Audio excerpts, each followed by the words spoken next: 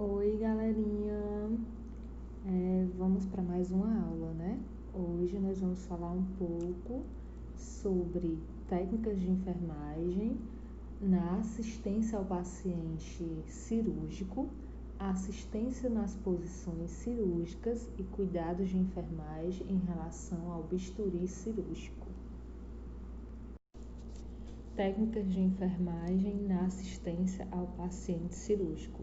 A seguir, iremos abordar as principais funções executadas por um técnico de enfermagem antes, durante e depois de uma cirurgia no centro cirúrgico, além de técnicas executadas também no centro de material e esterilização.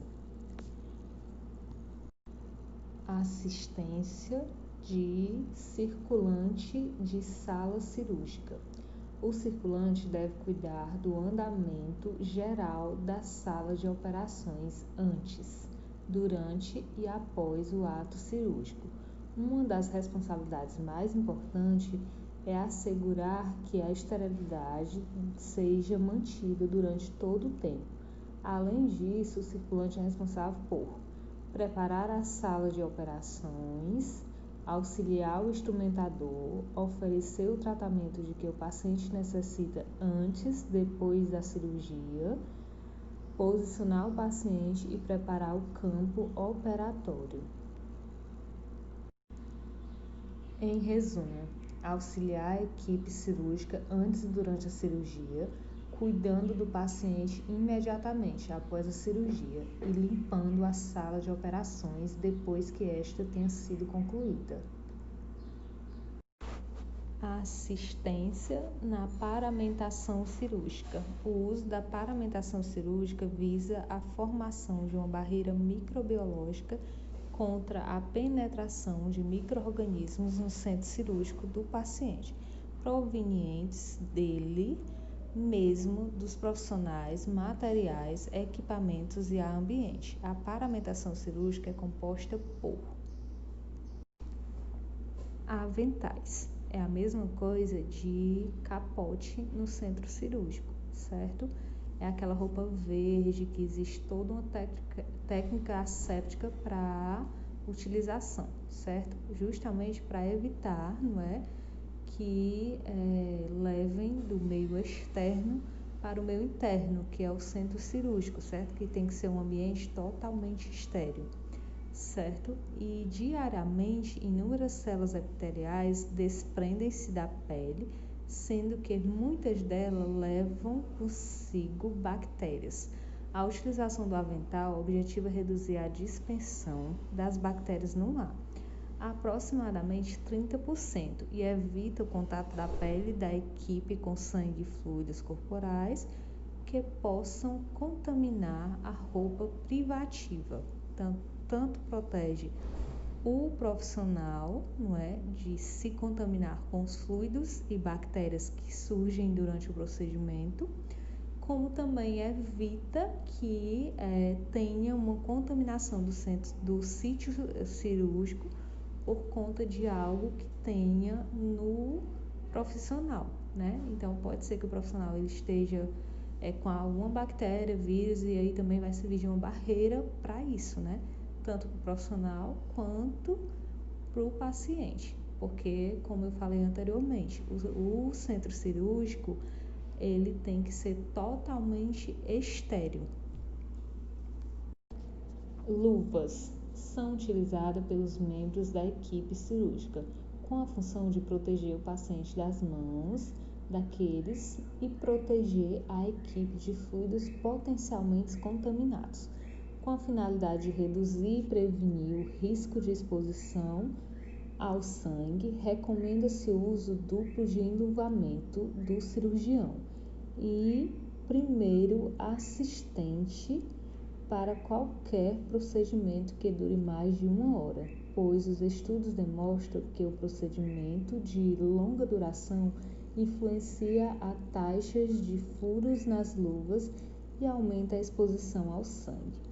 Então, para o assistente, né, para o instrumentador e para o cirurgião, eles vão usar 2 luvas, né, em cada mão. Eles vão calçar a primeira luva, né, E se for um procedimento de longa duração, eles vão calçar a primeira e a segunda luva para ficar mais protegido de fluidos e bactérias, né, potencialmente contaminados. Máscaras. O uso justifica-se por dois aspectos: proteger o paciente da contaminação, principalmente quando a incisão cirúrgica está aberta, por micro-organismos oriundos do nariz e da boca dos profissionais libertados no ambiente, quando eles falam, tossem e respiram, e proteger a mucosa dos profissionais de respingos e de secreções provenientes do paciente durante o procedimento cirúrgico. Como a gente viu com relação ao avental, não é? E com relação à luva também, a máscara não fica diferente das outras situações, certo?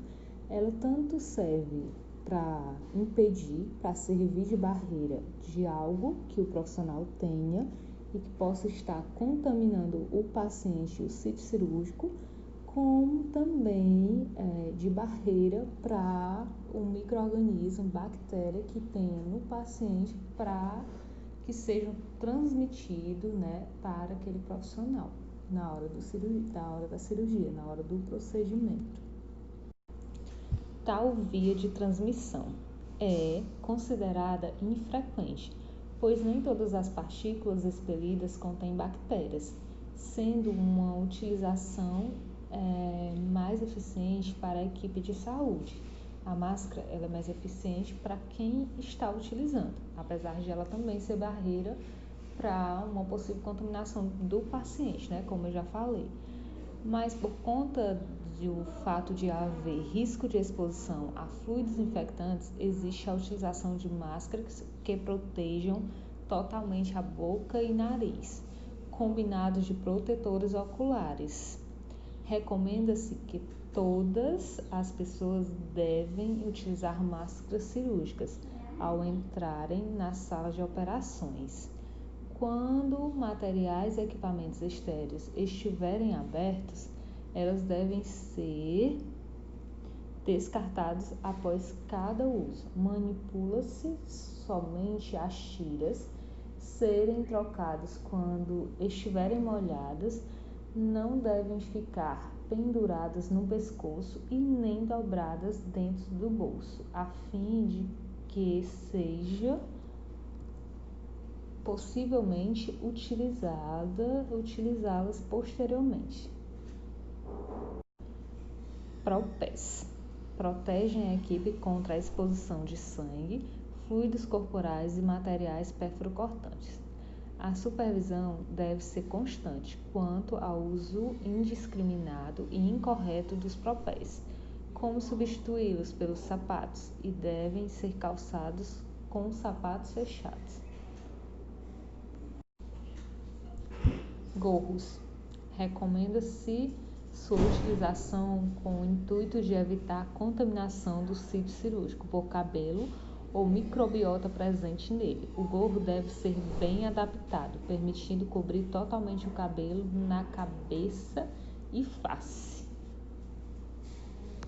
Vamos falar agora na assistência da recepção do paciente, o pré-operatório. O que é que devemos fazer no pré-operatório? Na chegada do paciente à sala de operação, não é?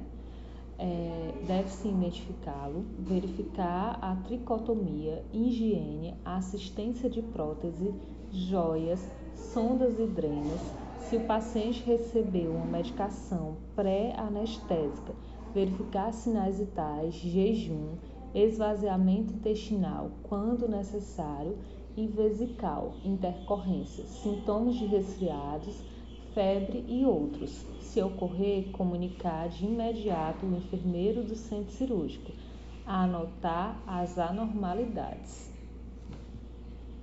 O transoperatório, já na sala de operação, né? O auxiliar deve receber o paciente cordialmente e passá-lo para a mesa cirúrgica.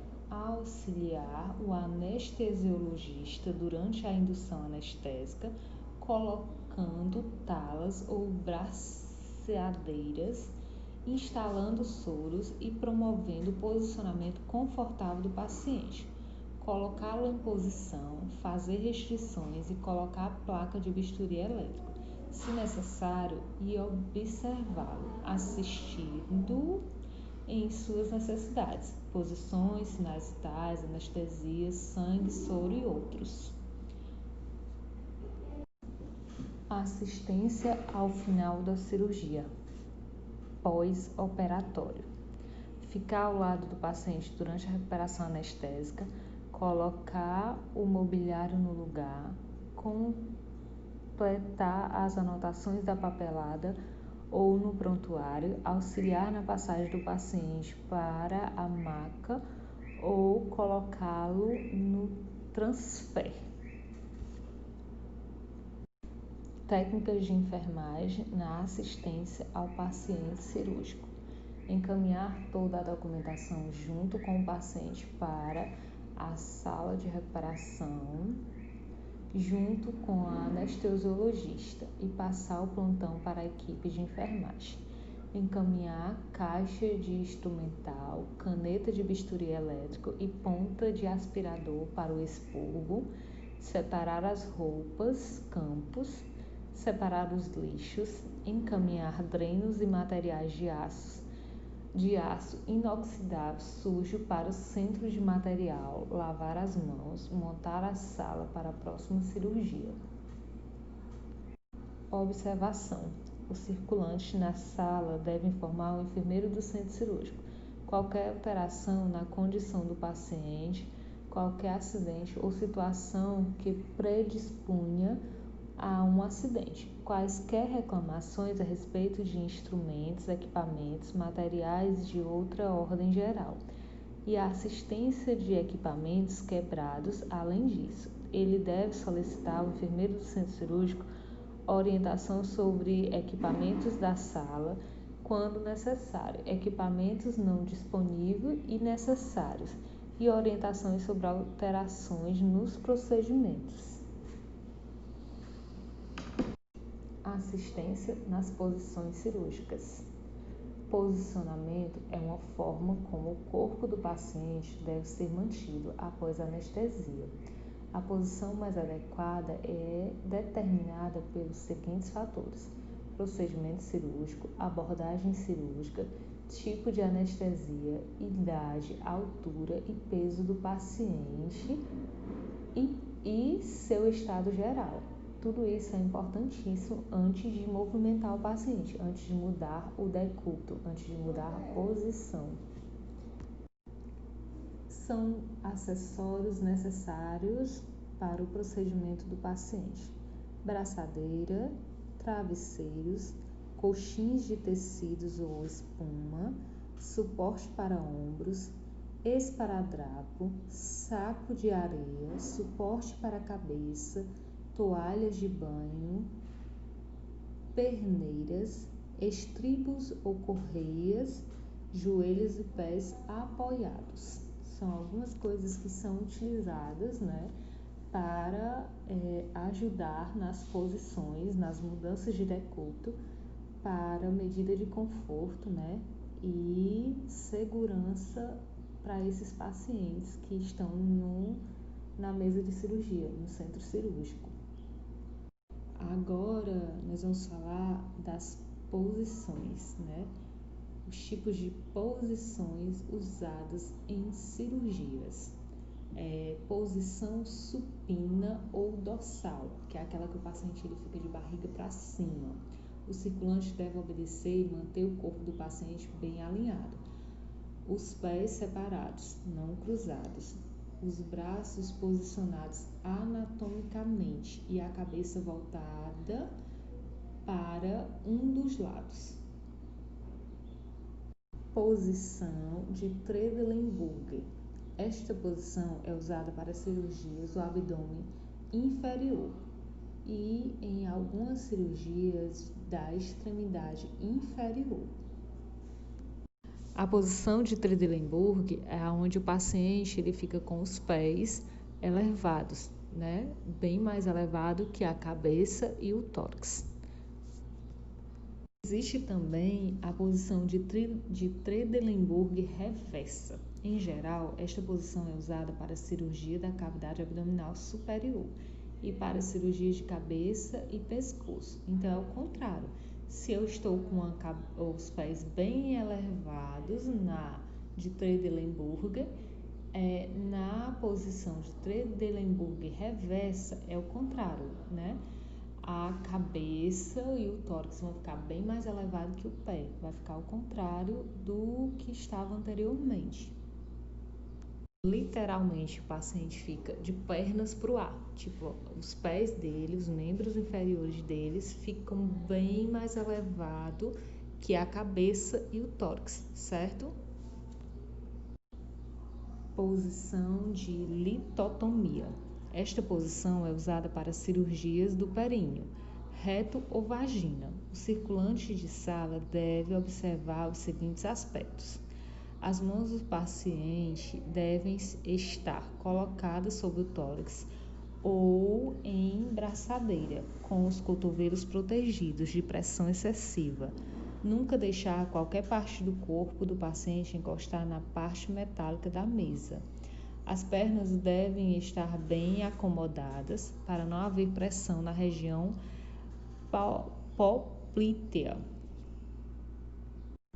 Região poplítea, né? É uma região que é encontrada no joelho, certo? Então tem que ter uma tala, um travesseiro, alguma coisa para acomodar o paciente para que não traga prejuízo para ele, certo? Então precisa realmente ter um cuidado com relação a essa parte do corpo do paciente, como muitas outras que a gente vem citando, né, nos slides anteriores. Posição prona ou ventral. Essa posição é aquela posição que o paciente fica com a barriga para baixo, certo? Essa posição é usada para cirurgias na parte posterior do corpo. A indução anestésica é feita na posição supimpa.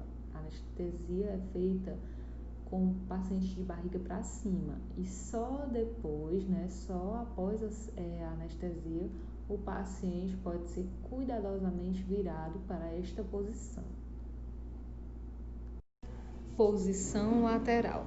Essa posição é usada para cirurgias nos rins, pulmões e quadris. O circulante de sala deve observar e manter o paciente com pernas, braços, quadril e ombros corretamente posicionados sobre o coxim renal ou sobre o suporte da própria mesa de operações.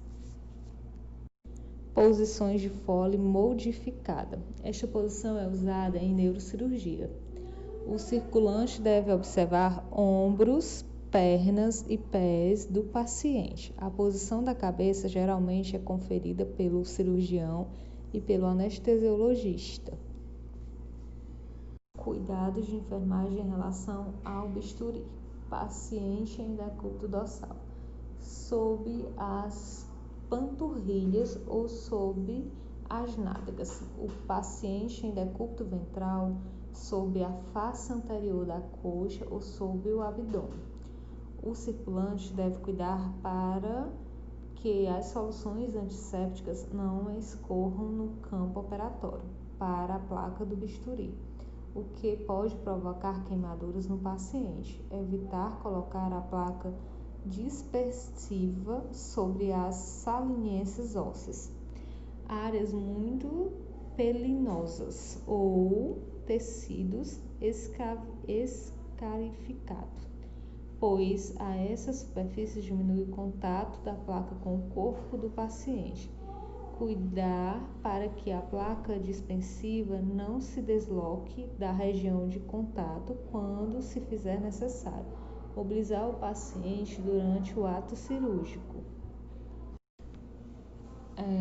Evitar contato do paciente com a parte metálica da mesa de operação, isolando com lençol de algodão para evitar queimaduras. Untar a placa dispersiva com pasta condutora antes de colocá-la sobre o paciente.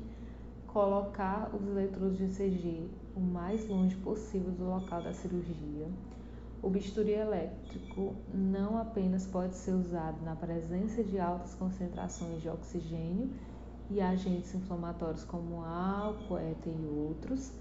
Antes de cada uso do bisturi elétrico, deve-se testar as luzes do alarme sonoro e funcionamento do aparelho. A potência de coagulação ou corte deverá ser a mais baixa, ajustando-se conforme a solicitação do cirurgião.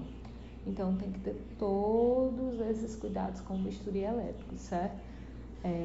E sempre vai obedecer os comandos do profissional médico, né, com relação ao ajuste do aumento dessa potência do bisturi elétrico. O que é o bisturi elétrico? É aquele aparelho utilizado para fazer os cortes na hora da cirurgia, certo? Se houver queimadura no paciente, o enfermeiro do centro cirúrgico deve ser notificado e o fio, a placa e a caneta deverão ser separados e investigados. Encaminhar o bisturi elétrico e os acessórios para manutenção periódica, no caso de alguma intercorrência, certo? Os profissionais do centro cirúrgico eles serão notificados, né? E ainda encaminharão esse bisturi, né, que está alterado para uma manutenção. Agora eu faço que nem vocês, eu já estou com saudade das aulas teóricas, porque eu me sinto muito só, ninguém pergunta nada, ninguém tem dúvida, ninguém fala, ninguém faz barulho, eu não tenho como brigar com ninguém, reclamar, é só eu aqui gravando os áudios para colocar para vocês. Espero que já isso passe e a gente possa estar novamente na sala de aula.